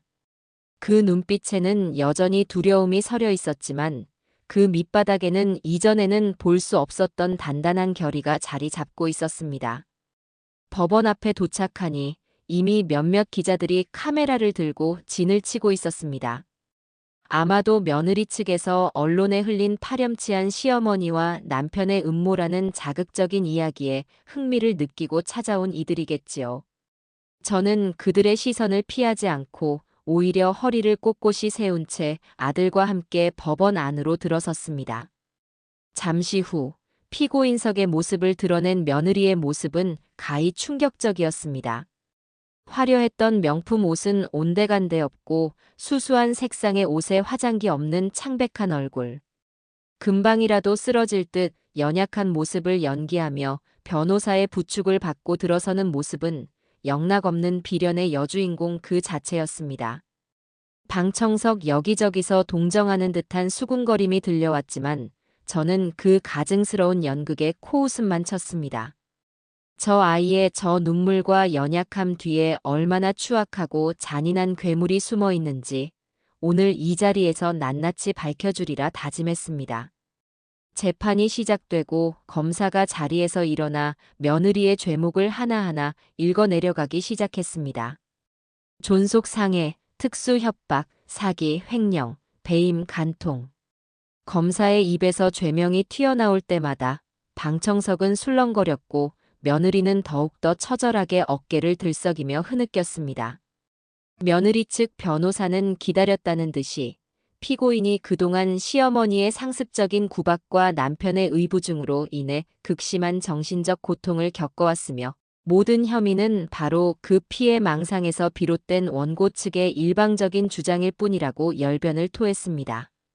하지만 그들의 쇼는 그리 오래가지 못했습니다. 검사의 증거 제출 시간이 되자 법정의 분위기는 순식간에 반전되기 시작했지요. 가장 먼저 법정 대형 스크린에 제 목과 등에 남았던 선명한 상처 사진들이 클로즈업되어 나타났습니다. 사진과 함께 전치 2주라는 의사의 소견이 담긴 진단서가 공개되자 방청석에서는 나지막한 탄식이 터져나왔습니다. 며느리가 주장하던 치매 노인의 망상이라는 말이 얼마나 터무니없는 거짓말이었는지가 명백히 드러나는 순간이었죠. 이어서 공개된 것은 아들 명의의 대출금이 흘러들어간 수십 개의 계좌 내역과 카드 사용 명세서였습니다. 돈은 고스란히 강남의 고급 호텔, 명품 매장, 유흥주점 등에서 며느리와 내연남의 이름으로 사용되었고 그 내역이 날짜별로 정리되어 스크린을 가득 채웠습니다. 마지막 한 방은 바로 그 문제의 녹음 파일이었습니다. 스피커를 통해 며느리와 내연남이 호텔 방에서 나누는 저속하고 은밀한 대화가 법정 안에 울려 퍼지자 방청석은 물을 끼얹은 듯 조용해졌습니다. 자신을 늙은 여우라고 칭하며 조롱하고 아들을 돈이나 벌어오는 기계 취급하며 비웃는 며느리의 목소리. 그리고 그들의 범죄 계획을 암시하는 대화 내용이 한마디 한마디 흘러나올 때마다 며느리의 얼굴은 하얗게 질려갔습니다. 증인석에 가장 먼저 오른 것은 저였습니다. 저는 떨지 않았습니다. 판사의 얼굴을 똑바로 바라보며 그동안 제가 겪었던 모든 일들을 담담하게, 하지만 힘 있는 목소리로 증언했습니다. 존경하는 재판장님. 저는 오늘 한 사람의 인생을 망가뜨리기 위해 이 자리에 선 것이 아닙니다. 저는 그저 제 하나뿐인 아들과 아무것도 모르는 어린 손주가 더 이상 저 악한 사람의 그늘 아래서 고통받지 않기를 바랄 뿐입니다. 며느리가 제 멱살을 잡고 벽으로 밀쳤을 때 저는 육체적인 아픔보다도 그 광경을 보고 울고 있던 제 손주의 눈빛에 가슴이 찢어졌습니다. 부디 법의 이름으로 저 아이가 저지른 죄의 대가를 엄중히 물어 제 손주가 살아갈 세상이 조금이라도 더 정의롭고 올바른 세상이 될 수 있도록 도와주시길 간절히 바랍니다.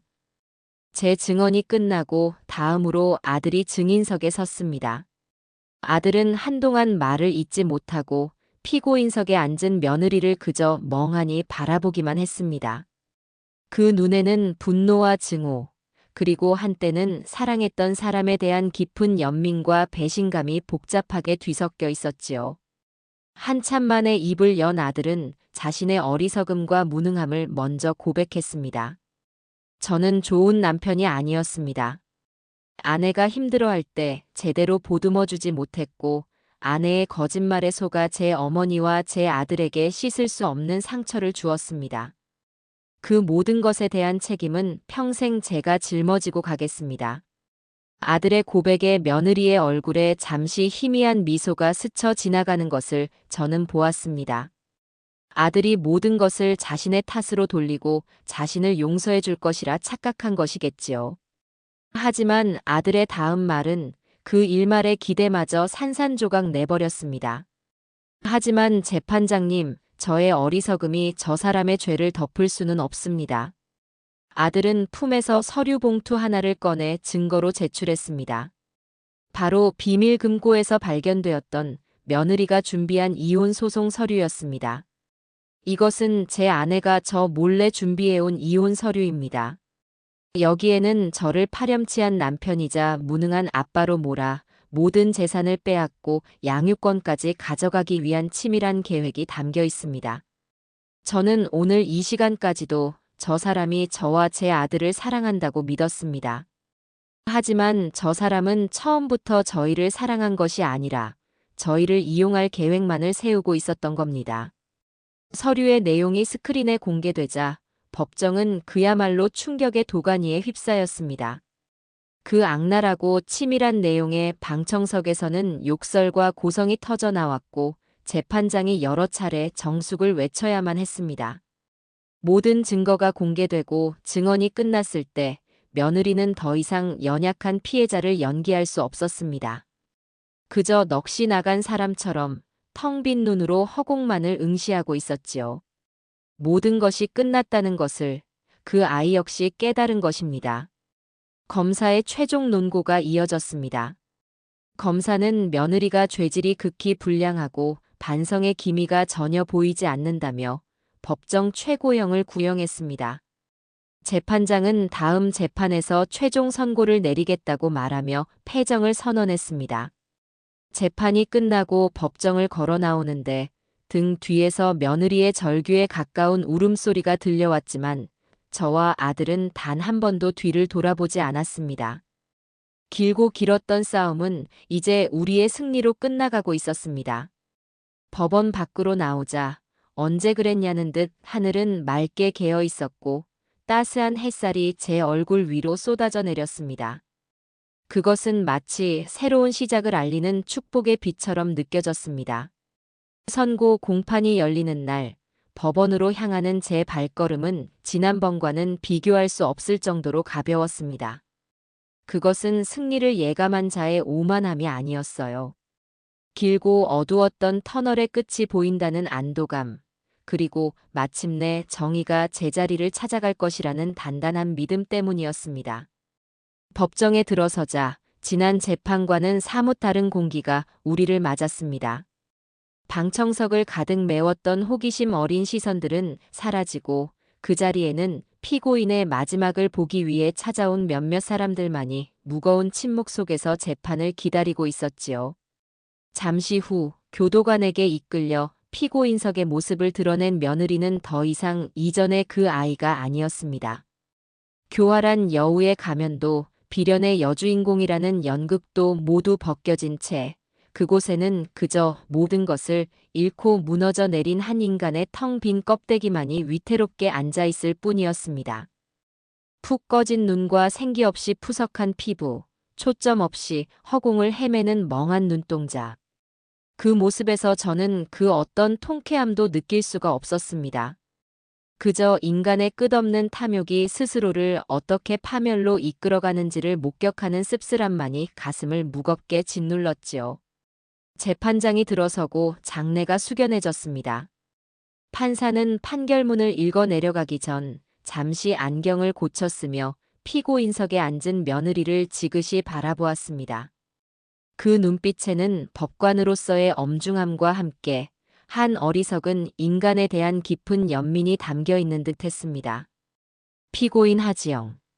판사의 낮고 엄숙한 목소리가 법정 전체에 울려 퍼졌습니다. 피고인은 혼인관계의 신의를 저버리고 배우자를 기망하여 거액의 재산을 편취하였으며 내연관계의 공범과 함께 이를 유흥비와 사치품 구매에 탕진하는 등 죄질이 극히 불량하다.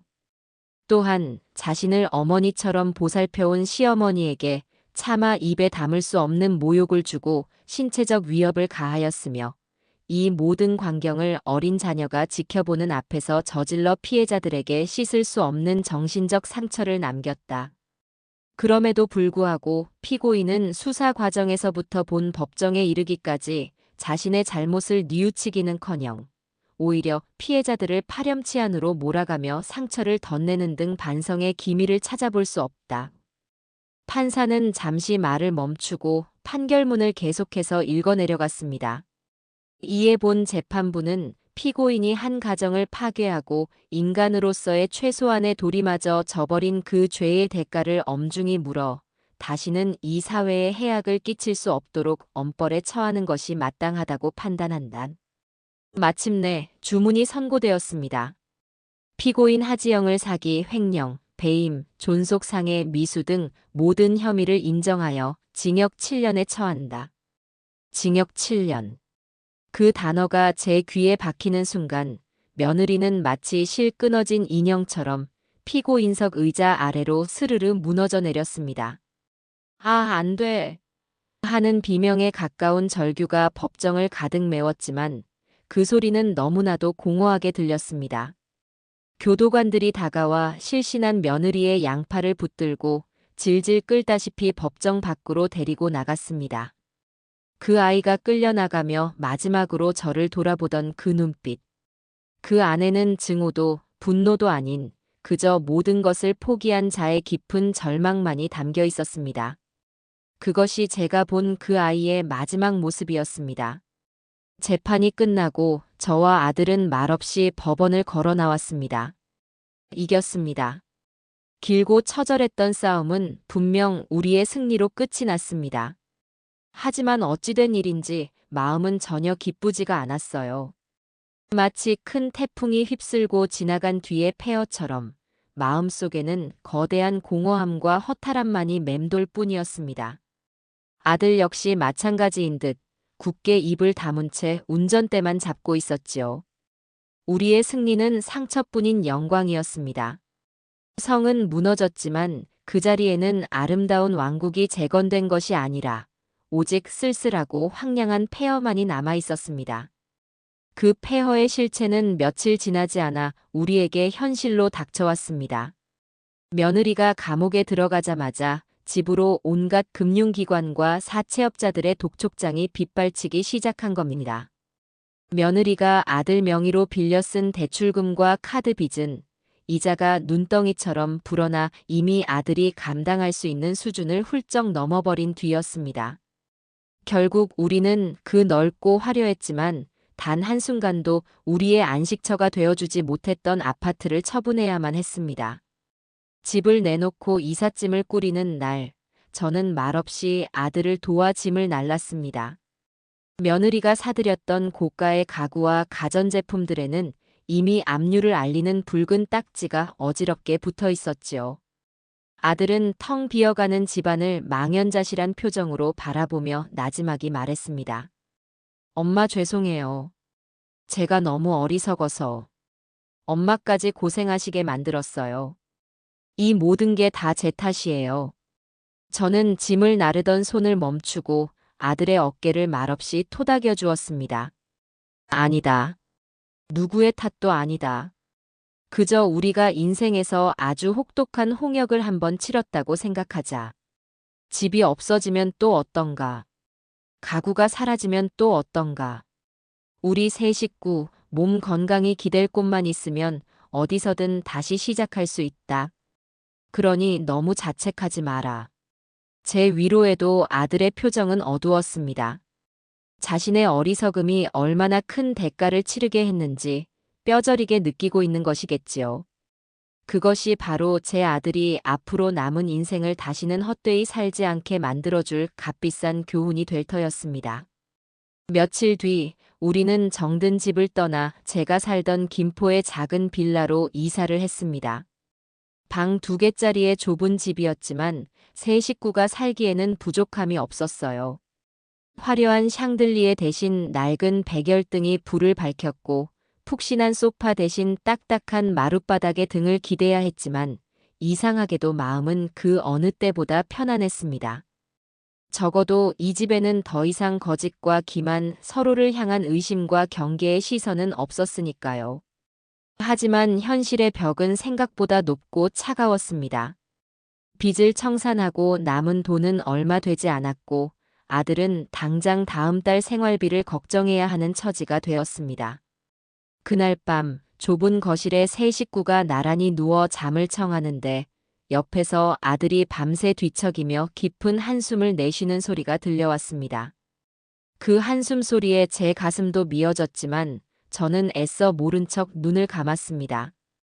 이제부터 시작될 길고 험난한 재건의 시간 속에서 제가 해야 할 일은 아들을 동정하고 위로하는 것이 아니라 묵묵히 아들의 곁에서 버팀목이 되어주는 것이라고 생각했기 때문입니다. 무너진 성터 위에 이제 우리는 맨손으로 다시 집을 짓기 시작해야 했습니다. 비록 가진 것은 아무것도 없었지만 우리에게는 서로가 있었기에 아주 절망적이지만은 않았습니다. 김포의 작은 빌라에서 우리의 새로운 삶이 시작되었습니다. 처음 며칠은 집안 전체가 깊은 침묵에 잠겨 있었어요. 아들은 빚을 갚고 새로운 일자리를 구해야 한다는 압박감과 한순간에 모든 것을 잃어버렸다는 상실감의 말수가 급격히 줄었습니다. 하루 종일 방 안에 틀어박혀 있거나 멍하니 창밖만 바라보는 날들이 이어졌지요. 가장 마음이 쓰이는 것은 어린 손주였습니다. 아이는 엄마의 부재와 갑작스러운 환경 변화에 큰 충격을 받은 듯 웃음과 말을 잃어버렸습니다. 밤마다 악몽을 꾸는지 끙끙 앓는 소리를 냈고 잠시라도 제 곁에서 떨어지려 하지 않았어요. 잿빛으로 변해버린 아들과 손주의 얼굴을 보고 있자니 제 마음은 타들어가는 듯 했습니다. 이대로는 안 되겠다 싶었습니다. 무너진 아들의 마음을 다시 일으켜 세우고 손주의 다친 마음에 다시 햇살이 들게 하는 것. 그것이 지금 제가 해야 할 가장 중요한 일이었습니다. 그리고 제가 할 수 있는 가장 좋은 방법은 바로 밥을 짓는 것이었어요. 저는 다음 날 새벽같이 일어나 뽀얀 쌀뜨물이 나오도록 쌀을 씻어 밥을 안치고 구수한 냄새가 나도록 청국장을 끓였습니다. 지글지글 고등어를 굽고 파릇파릇한 시금치를 묻혀 따뜻한 밥상을 차려냈지요. 진규야, 밥 먹자. 우리 손주도 이리 와서 앉아. 처음에는 입맛이 없다며 수저를 들지 않으려던 아들과 손주도 집안 가득 퍼지는 맛있는 냄새에 이끌려 마지못해 식탁에 앉았습니다. 저는 아무 말 없이 그저 아들과 손주의 밥그릇 위에 반찬을 올려주기만 했어요. 그런데 신기한 일이었습니다. 따뜻한 밥과 국이 목구멍을 넘어가자 꽁꽁 얼어붙어 있던 사람들의 마음이 조금씩 녹아내리기 시작한 겁니다. 그날 아침 아들은 밥 2공기를 말없이 비워냈고 손주 녀석은 제가 구워준 생선 반 토막을 다 발라 먹었습니다. 그날 이후 저는 하루 세끼 한 끼도 거르지 않고 정성을 다해 밥상을 차렸습니다. 제가 젊었을 적 작은 식당을 운영하며 익혔던 손맛을 아낌없이 발휘했지요. 시장에서 가장 신선한 재료를 골라와 계절에 맞는 음식을 만들었습니다. 봄에는 향긋한 냉이 된장국을, 여름에는 시원한 오이냉국을, 가을에는 살이 꽉 찬 꽃게찜을, 겨울에는 뜨끈한 소고기 묵국을 끓여냈습니다. 제 음식에는 특별한 비법 같은 것은 없었어요. 그저 내 자식, 내 손주가 이 음식을 먹고 기운을 차렸으면 하는 어미의 마음, 할미의 사랑만이 담겨 있을 뿐이었습니다. 변화는 서서히 하지만 분명하게 나타났습니다. 매일 아침 맛있는 냄새와 함께 눈을 뜨게 된 아들은 더 이상 방 안에 틀어박혀 있지 않았습니다. 밥을 먹으며 제게 먼저 말을 걸기 시작했고 얼굴에도 조금씩 혈색이 돌기 시작했지요. 그리고 며칠 뒤 아들은 결심한 듯 제게 말했습니다. 엄마, 저 내일부터 일 나가요. 아는 선배가 건설 현장 일을 소개해줬어요. 몸은 좀 고되겠지만 지금은 뭐든 닥치는 대로 해야죠. 저는 말없이 아들의 손을 잡아주었습니다.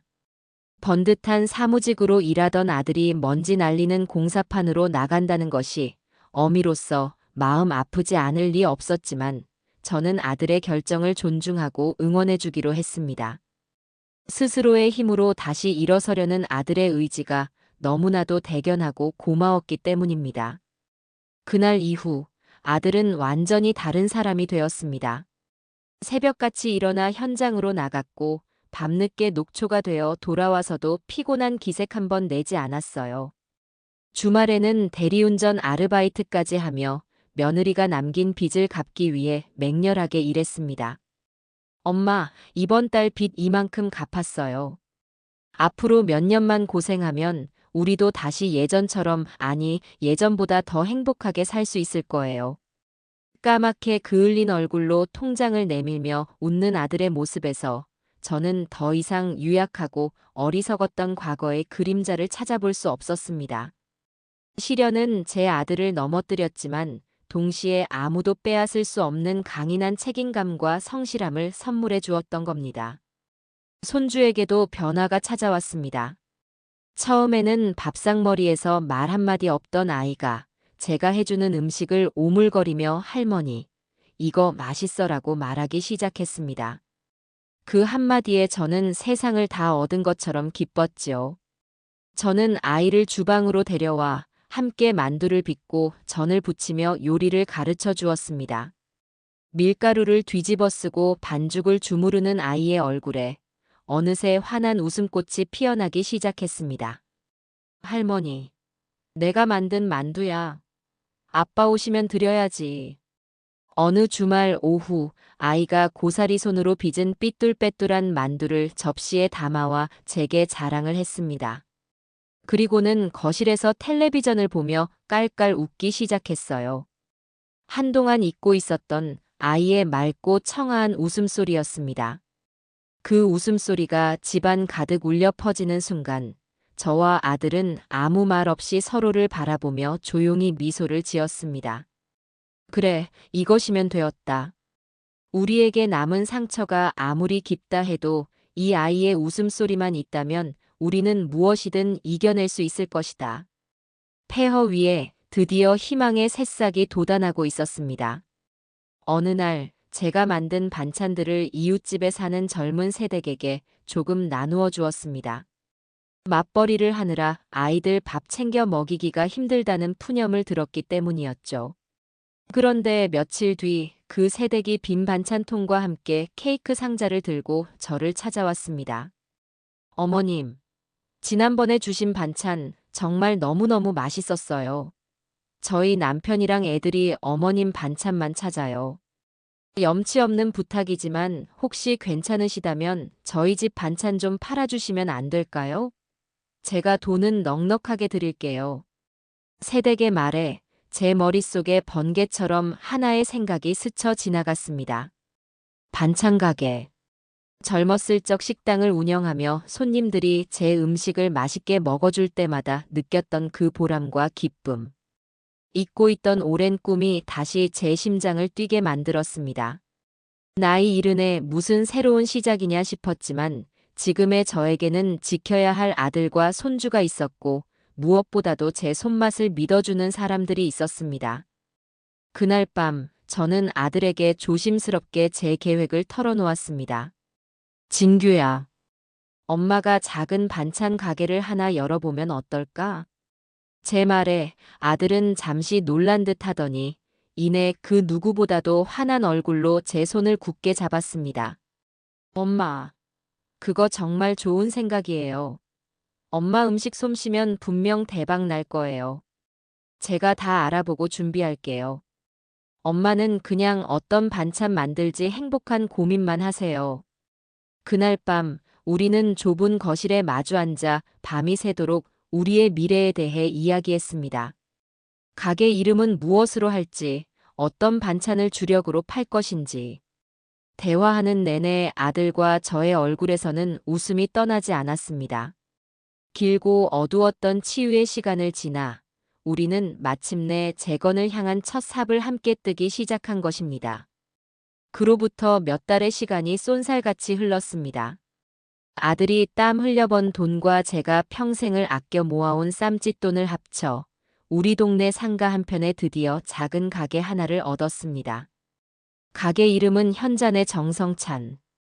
제 이름 석자를 내건 제 인생의 첫 번째 사업이었지요. 비싼 돈을 들여 사람을 쓸 형편이 못 되어 가게 내부는 아들이 동료들과 함께 며칠 밤을 새워가며 직접 꾸몄습니다. 낡은 벽에는 환한 색으로 페인트를 칠하고 중고시장을 발품 팔아 쓸만한 진열대와 주방기구를 들여놓았죠. 가게 간판에 들어갈 글씨는 손주 녀석이 삐뚤빼뚤하지만 세상에서 가장 정성스러운 글씨체로 쓴 것을 그대로 따서 만들었습니다.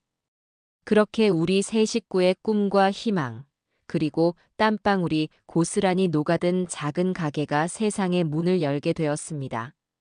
가게 문을 연 첫날을 저는 평생 잊지 못할 겁니다. 밤새 준비한 10대까지의 나물과 조림, 볶음 요리들을 진열대에 정갈하게 차려놓고 보니 지난 세월의 서름과 기쁨이 한꺼번에 몰려와 가슴이 벅차올랐어요. 저는 가게 한편에 서서 두 손을 모아 간절히 기도했습니다. 부디 이 음식을 드시는 모든 분들이 한 끼 식사로나마 위로와 행복을 얻기를, 그리고 이 작은 가게가 우리 가족에게 새로운 희망의 싹을 틔우는 터전이 되어주기를. 처음 한두 시간은 가게 안을 지나는 사람이 없어 애가 탔지만 제 걱정은 그리 오래가지 않았습니다. 이웃 세댁이 동네 엄마들을 이끌고 첫 손님으로 찾아와 준 것을 시작으로 점심시간이 되자 호기심에 가게를 기웃거리던 손님들이 하나둘씩 들어오기 시작했어요. 어머, 여기 새로 생긴 반찬 가게인가 보네. 뭐 좀 맛있는 거 있어요? 사장님, 여기 멸치볶음은 어떻게 이렇게 안 짜고 맛있어요? 우리 애가 딱 좋아하겠네. 비법 좀 알려주세요. 어머니, 지난번에 사간 장조림, 우리 아들이 밥을 2그릇이나 비웠잖아요. 너무 감사해요. 오늘은 뭐 맛있는 거 하셨어요? 손님들은 어느새 저를 사장님이라고 혹은 친근하게 어머니라고 불러주었습니다. 더 이상 진규 엄마나 손주 할머니가 아닌 현잔의 정성찬의 주인 이연자로 다시 태어난 것이었죠. 정직한 재료와 손맛을 알아주는 손님들의 칭찬 한마디 한마디가 제게는 그 어떤 보약보다도 큰 힘이 되었습니다. 저는 단순히 음식을 파는 것이 아니었어요.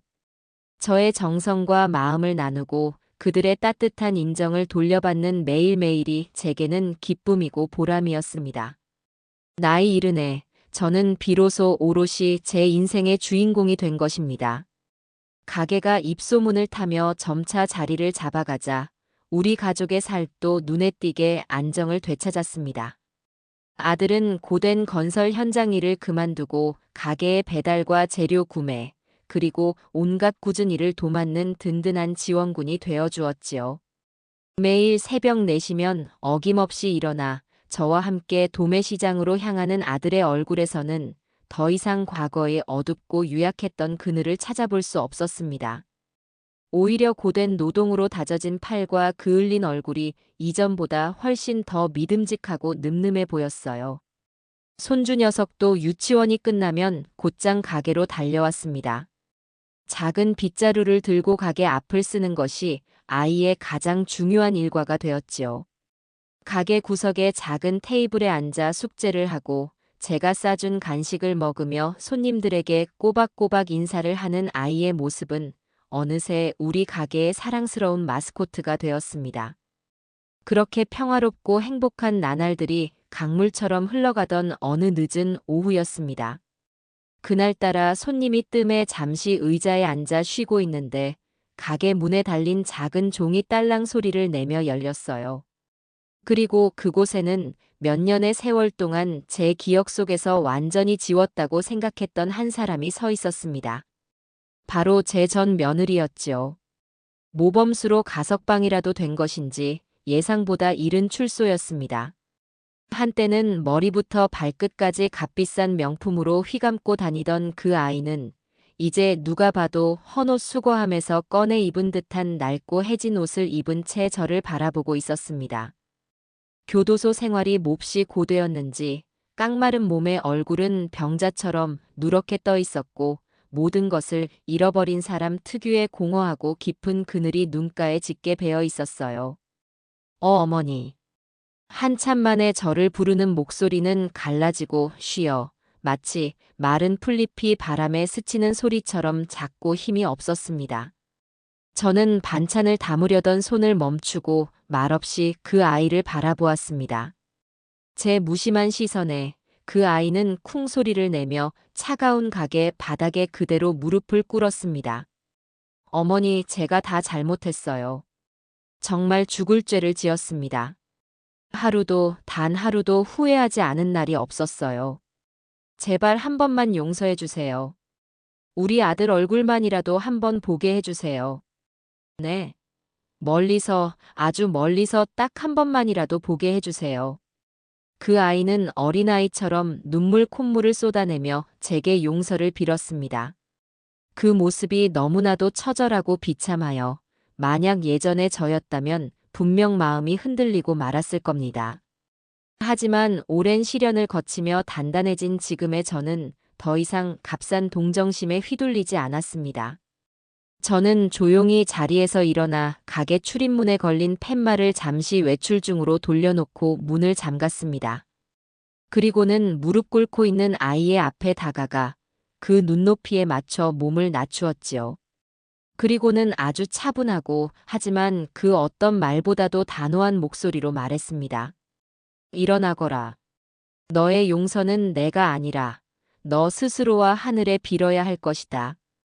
어머니 제발요. 나는 너를 용서하지 않았다. 아마 내 숨이 다하는 날까지도 너를 온전히 용서할 수는 없을 거야. 하지만 나는 너를 더 이상 미워하지도 않는다. 신기하게도 그렇더구나. 내 마음속에 너를 미워할 자리는 이제 눈곱만큼도 남아있지 않거든. 그 자리에는 내 아들과 내 손주, 그리고 나를 믿어주고 아껴주는 좋은 사람들로 이미 가득 차 있으니까. 저는 지갑에서 빳빳한 5만 원짜리 지폐 몇 장을 꺼내 그 아이의 손에 쥐어주었습니다. 이 돈 받고 아주 멀리 우리가 다시는 찾을 수 없는 곳으로 떠나거라. 그리고 다시는 우리 앞에 나타나지 마라. 너의 아들은 아주 좋은 아이로 너 없이도 밝고 건강하게 잘 자라고 있다. 그러니 더 이상 그 아이의 인생의 아픈 기억이자 짐이 되지 말아다오.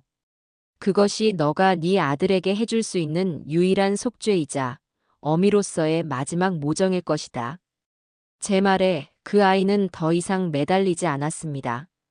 그저 제가 준 돈을 손에 꼭 쥔 채 한참을 소리내어 울다가 이내 비틀거리는 걸음으로 가게를 나섰습니다.